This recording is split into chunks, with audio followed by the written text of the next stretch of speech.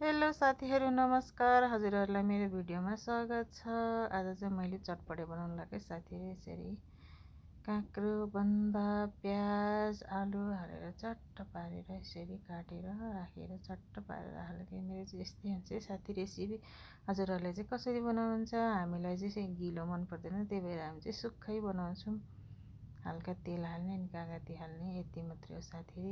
यो चाहिँ तिलको धुलो है। मैले यसलाई चाहिँ पिनेर आफैले घरमा तिल भुटेर पिनेर हालेको, अनि बदाम पनि भुटेर हालेको। यसरी हामी चाहिँ सुक्खा नै खान्छौँ, गिलो खाँदैनौँ है। कतिजना चाहिँ गिलो बनाएर खानुहुन्छ, मलाई चाहिँ त्यस्तो मन पर्दैन। अनि हामी चाहिँ सुक्खै बनाउँछौँ खालि।